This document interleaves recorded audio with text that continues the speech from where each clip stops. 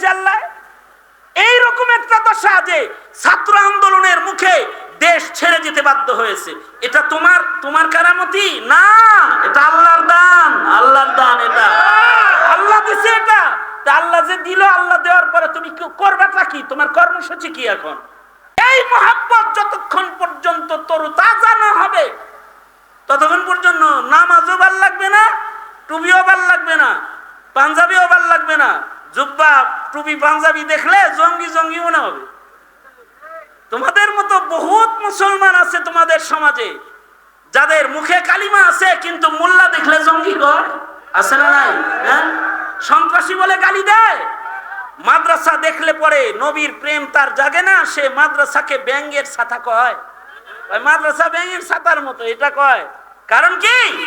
নবীর ঘরের জন্য অতটুকুন মোহাব্বত তার নাই, নবীর মোহাব্বতই নাই, তো মাদ্রাসার মোহাব্বত থাকবে কেমনি? ভেতরে তো আছে নাস্তিক্যবাদ, এই কারণে ইহুদ নাসারার গোলামে পরিণত হয়েছে। ভেতরে আছে নাস্তিক্যবাদ সঙ্গত কারণে। এই যে প্রেম, এই যে মায়া, এই যে মমতা, এই যে ভালোবাসা, এইটার জন্য তো মেহনত করতে হইব। জাতিকে এই মেহনতের মাধ্যমে এই প্রেম, এই ভালোবাসা শিখতে হইব। সেই শিখার পদ্ধতি কি? হযরত থানভী বলে প্রতিদিন কিছু সময় জিকির করো, কিছু সময় কোরআন তেলাওয়াত করো। যদি কোরআন মজিদ হাতে লয়ে পড়তে না পারো তাহলে ছোট ছোট সূরা পড়ো, আল্লাহ অনেক সওয়াব দেনেওয়ালা। তুমি একবার সূরা ইখলাস পড়ো তো 10 পারা কোরআন পড়ার সওয়াব আল্লাহ দিবে। 2 বার পড়ো 20 পারা কোরআন পড়ার সওয়াব দিবে। 3 বার পড়ো তো 30 পারা কোরআন পড়ে এক খতম কোরআন পড়ার সওয়াব 3 বার সূরা ইখলাস পড়ার বদলায় আল্লাহ তোমারে দান করবে। সুবহানাল্লাহ। এক মজলিসে বসে যদি কেউ 6 বার সূরা ইখলাস পড়ে তাহলে আল্লাহর রাসূল বলেছেন 2 খতম কোরআন পড়ার সওয়াব আমল নামায় জমা হয়। কেউ যদি এক মজলিসে বসে 9 বার সূরা ইখলাস পড়ে তো আল্লাহর রাসূল বলেছেন আমল নামার ভেতরে 3 খতম কোরআন পড়ার সওয়াব জমা হয়। এক মজলিসে বসে যদি কুল হুয়াল্লাহু আহাদ আল্লাহুস সামাদ লাম ইয়ালিদ ওয়া লাম ইউলাদ ওয়া লাম ইয়াকুল লাহু কুফুয়ান আহাদ এতটুকুন কোরআন তেলাওয়াত যদি 10 বার কেউ এক মজলিসে পয়সা পড়া ফেলায়, সরওয়ারে দো আলম নবী বলে সাথে সাথে মহান আল্লাহ তার জান্নাতে তার জন্য একটা প্রাসাদ নির্মাণ করে ফেলায়। কয় মিনিট লাগবে জান্নাতে প্রাসাদ বানাইতে? 2.5 মিনিট, এর চেয়ে বেশি না। পয়রা টেস্ট করে দেখছি 2.5 মিনিটের বেশি না। তার মানে হলো 10 বার সূরা ইখলাস পড়বেন 2.5 মিনিট সময়, এর ভেতরে জান্নাতে বাড়ি কনফার্ম। এই বাড়ি আপনি ক্ষমতায় থাকাকালীন অথবা ক্ষমতায় থেকে পড়ে যাওয়াকালীন কেউ ভাঙতে আসবে না, কেউ লুট করতে আসবে না। কত সুন্দর বাড়ি বানাইছিলেন, ক্ষমতার থেকে গেছেন জেলখানায়, আপনার বাড়ি লুট করে লয়ে গেছে আরেকজনে। এই বাড়ির কোনো লুটপাট নাই। এই কথা বলেন ঠিক না? ঠিক যারা বলেন এই বাড়ির কোনো লুটপাট নাই। এ বাড়ির গ্লাস কেউ ভাঙবে না, এ বাড়িতে কেউ আগুন দিতে পারবে না, কারণ এ বাড়ি আপনার। দিয়েছেন কে? জোরে আওয়াজ করে বলেন দিয়েছেন কে? আল্লাহ। তো একটা বাড়ি আপনি বানাইছেন আর একটা বাড়ি আল্লাহ বানাইছে। আপনারটা এটা মানুষে ভাঙতে পারে, জ্বালাইতে পারে, লুট করতে পারে, কিন্তু এই সূরা ইখলাস পড়ে যেটা বানাইবেন এটা লুট হইতো না। কমাস কম কিছুই না পারেন সূরা ইখলাসও কি পড়তে পারবেন না? মাঝে মধ্যে আল্লাহওয়ালাদের সোহবতে বসে যাবেন। এই এদেশের আলেমদের কাছে গেলে আল্লাহর প্রেম বাড়ে, বিধায়ী তো তোমা করে আলেমদের কাছে যাইতে দিতে চায় না। আলেমদের সামনে তোমাদের বসতে দিতে চায় না কেন জানো?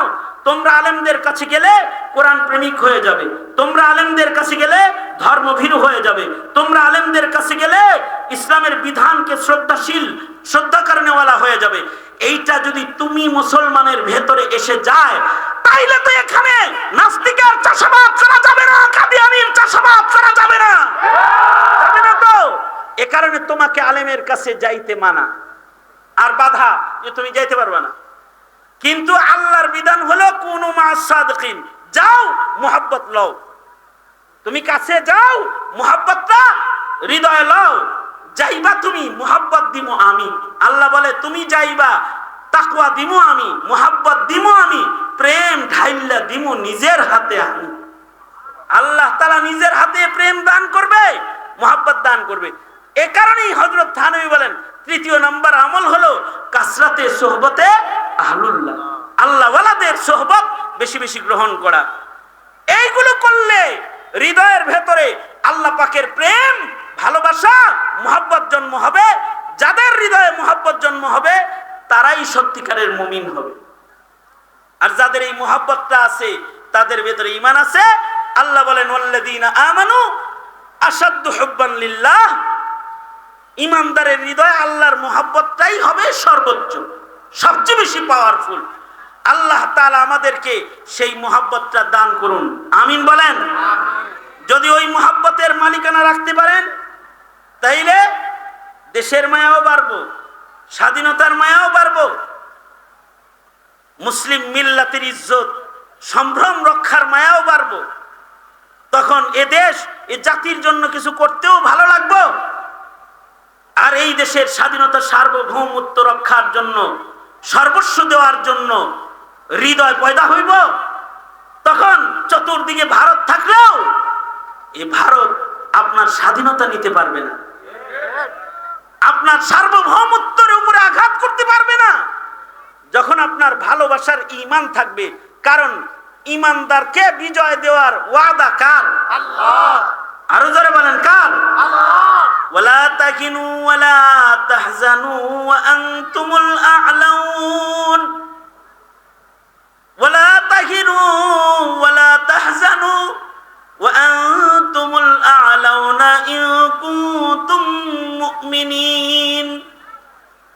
তোমরা যদি মুমিন হয়ে সামনে বাড়ো তাহলে তোমাদের কোনো ভয় নেই, তোমাদের কোনো চিন্তা নেই, তোমরা ভয় পেও না, চিন্তিত হয় না, তোমাদেরই বিজয় হবে, বিজয়ের মালা তোমাদের গলায় থাকবে।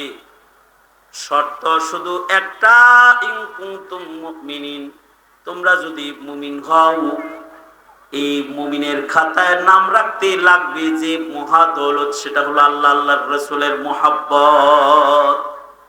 আল্লাহ তাআলা আমাদেরকে সেই মুহাব্বতের দৌলত দান করেন, আমিন বলেন। আরো জোরে আওয়াজ করে বলেন আমিন। দীর্ঘদিন একটা জুলম সেতামের হালাত, যে জুলমের অত্যাচারের শিকার হয়েছে এদেশের উলামায়ে কেরাম পর্যন্ত, আলেম উলামারা জেল খেটেছে, হাজার হাজার আলেমরা বছরের পর বছর জেল খেটেছে। ওয়াজ মাহফিল, তাফসীর মাহফিল এগুলো বাধাযুক্ত অবস্থায় ছিল, তালাবদ্ধ অবস্থায় ছিল। আল্লাহ তাআলা একটা পরিবর্তন দান করেছেন। এই পরিবর্তনের আবহাওয়াকে পাপাচার, মাসিয়াত ও গুনাহের নোংরা বস্তু দিয়ে নাপাক না করি, এটাকে ইবাদত বন্দেগী, ইত্তিবায়ে সুন্নাহর জিন্দেগীর দ্বারা আলোকিত করি, তবে আল্লাহ পাকের মদদ শামিলে হাল বেশি হবে, আর আল্লাহ পাক নিয়ামতকে বাড়ায় দিবেন। আল্লাহ বলেন লাইন শাকারতুম লাযীদান্নাকুম, যদি শুকরগুজার হও তাহলে নিয়ামত বাড়ায় দেওয়া হবে, আল্লাহ তাআলা নিয়ামত বাড়ায় দিবেন। এই শুকরিয়া আদায় করার স্বার্থে আমরা অধিক পরিমাণে জিকরুল্লাহ, তিলাওয়াতুল কোরআন ও সোহবতে আহলুল্লাহর আমলকে জারি করে আমাদের ভেতরে ভালোবাসার মাধ্যমে ঈমানি এক জাগরণ পয়দা করার তৌফিক আল্লাহ আমাদের দান করুক, আমিন বলেন জোরে করে। আর নামাজ কাজা হবে না ইনশাআল্লাহ, আর শরীয়তের খেলাফ চলবো না ইনশাআল্লাহ। আল্লাহ তাআলা আমাদের সবাইকে তৌফিক দান করেন। এই হুফাজুল কোরআন বালিকা মাদ্রাসা, যেটা নতুন একটি মাদ্রাসা হয়েছে, এই মাদ্রাসাটি উদ্বোধন উপলক্ষে আর কোনো কথা আছে? হ্যাঁ, তো এই মাদ্রাসাটা নতুন হয়েছে, এই মাদ্রাসার দিকে আপনারা খেয়াল রাখবেন। এই মাদ্রাসায় নিজের সন্তানদেরকে পাঠাবেন, এই মাদ্রাসায় দেখভাল করবেন। আল্লাহ তাআলা আহলে মাদ্রাসা এবং মাদ্রাসার এলাকা সকলকে এই মাদ্রাসার হক আদায় করার তৌফিক দান করুক। এই কথা বলে আমি আমার বক্তব্য এখানেই শেষ টানতেছি, ইতি টানতেছি। আজকের মজলিসের সভাপতি এলাকার মুরব্বী আলেমী দ্বীন, তিনি আপনাদেরকে দুটি কথা বলবেন এবং আপনাদের